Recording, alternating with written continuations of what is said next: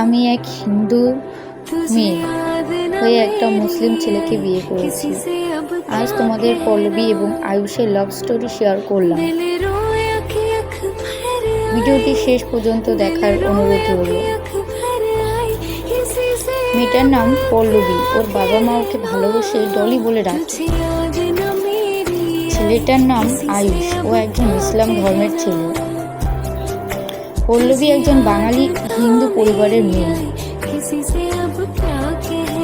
পল্লবী আর আয়ুষের প্রেম থেকে কিভাবে বিয়ে হয়েছে সেটাই বলবো আজ।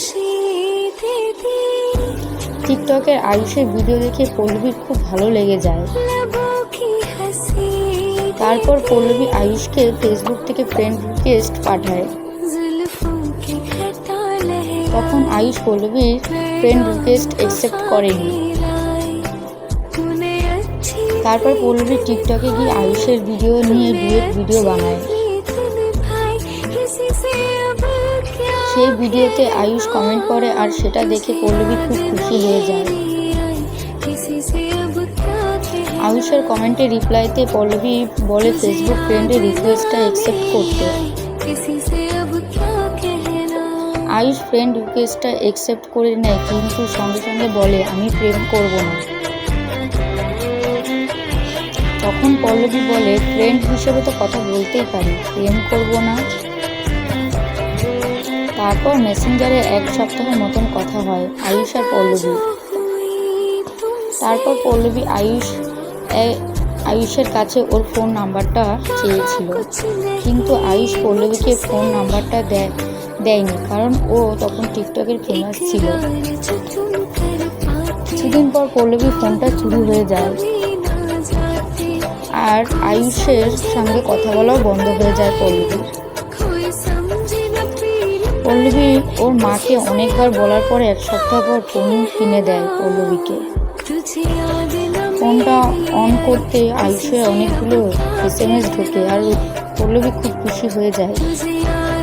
তারপর পল্লবী আয়ুষকে মেসেজ করে। আয়ুষ সঙ্গে সঙ্গে রিপ্লাই করে কোথায় ছিলে এতদিন।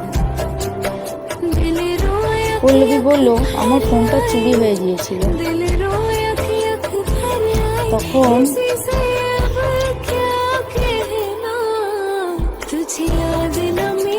আয়ুষের বেশ ভালো লাগতো পল্লবীর সঙ্গে কথা বলতে,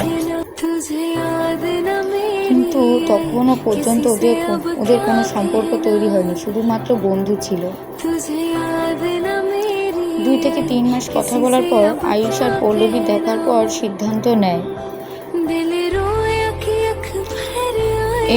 এরপর ওরা প্রথম দেখা করে রবীন্দ্র সরোবরের লোক। প্রথম দেখতে দুজনকে খুব ভালো লেগে যায়। তারপর সেখানে গিয়ে ওরা দুজন মিলে অনেক ভিডিও বানায়। আয়ুষ বলে পল্লবীকে সামনাসামনি দেখেও ক্রাশ খেয়ে গেছে। প্রথম দেখার পর থেকেই দুজনের মধ্যে কথা বলার পরিমাণ অনেক বেড়ে যায়। তারপর আরো 3-4 মাস ওরা দ্বিতীয়বার দেখা করার। তারপর পল্লবী বাড়িতে মিথ্যে কথা বলে আয়ুষের সাথে সারা রাত ধরে পুজোতে ঠাকুর দেখতে যায়। এরপর শুরু হয় ওদের মধ্যে রিলেশনশিপ। কিছুদিন পর আয়ুষের সঙ্গে পল্লবী টিকটকে ভিডিও করতে দেখে পল্লবীর মা খুব রাগারাগি করে। পল্লবীকে বলে তুই আর ওই ছেলেটার সঙ্গে মিশবি না, কারণ ও একটা মুসলিম ছেলে।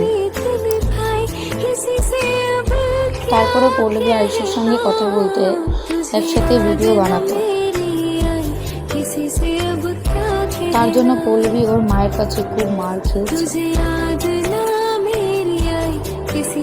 আয়ুষের জন্মদিনে পল্লবীকে অনেক প্ল্যানিং করে, কিন্তু ওর মা বাড়ির থেকে বের হতে দেয়নি। তারপর পল্লবীর মা বাড়ির থেকে বেরিয়ে বাজারে যায় আর সেই সুযোগে পল্লবী বাড়ির থেকে বেরিয়ে গিয়ে আয়ুষের বার্থডে সেলিব্রেট করে। পল্লবী বাড়িতে ফিরে দেরি হওয়ার জন্য ওর মা বাড়িতে গেটে তালা লাগিয়ে দেয়। পল্লবীকে বাড়ির ভিতরে ঢুকতে দিচ্ছিল না। তখন পল্লবী অনেকবার ওর মাকে বলল তালা খোলার জন্য, কিন্তু পল্লবীর মা তালা না খোলায় ও আবার চলে যায় আয়ুষের কাছে। 2-3 দিন পর পল্লবীর মা খুব কান্নাকাটি করে, তাই পল্লবী বাড়িতে ফিরে আসে। কিন্তু বাড়িতে ফিরতে আবার শুরু হয় ঝামেলা আর মায়ের বকাবকি। পল্লবী বুঝতে পারলো যে ওর মা কখনোই ওদের সম্পর্কটা মেনে নেবে না। পল্লবী আয়ুষকে ফোন করে খুব কান্নাকাটি করে আর বলে, আমি তোমাকে ছাড়া বাঁচব না। তারপর পল্লবীর মা ঘুমিয়ে পড়তে রাত 3টের সময় পল্লবী বাড়ির থেকে বেরিয়ে আয়ুষের কাছে চলে যায়। তারপর পল্লবী ওর ফোন নাম্বারটা চেঞ্জ করে দেয়। 1 বছর পল্লবী ওর বাবা মার সাথে কথা বলেনি, কিন্তু রোজ বাবা মার জন্য কান্না করত। সেই সময় আয়ুষ পল্লবীর মন ভালো করার জন্য এদিক ওদিক ঘুরতে নিয়ে যেত। আয়ুষ তখন কলেজে পড়াশোনা করত, ওর সব খরচ বাড়ির থেকে দিত। আয়ুষ আর পল্লবী যে একই সামনে থাকতো সেটা আয়ুষের বাড়ির লোক জানতো না, কারণ আয়ুষ চেয়েছিল নিজের পায়ে দাঁড়িয়ে তারপর বাড়ির লোকজনকে সব জানাবে। আয়ুষের তখন কোনো ইনকাম ছিল না। পল্লবী আর আয়ুষকে যে খুব কষ্ট করে দিন কাটাতে হয়েছিল।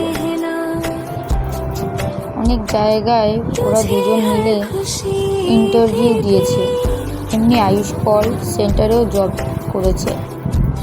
কিন্তু আয়ুষের ওর জবটা করতে একদম ভালো লাগতো না, কারণ আয়ুষ ভিডিও বানাতে পছন্দ করত, তাই ও জবটা ছেড়ে দেয়। তারপর আয়ুষ আর পল্লবী দুজন মিলে ভিডিও বানাতে শুরু করে, আর সেখান থেকে ওদের ইনকাম হতো। ওই টাকা দিয়ে ওরা দুজন সংসার চালাতো আর অল্প কিছু জমিয়ে রাখতো। এরপর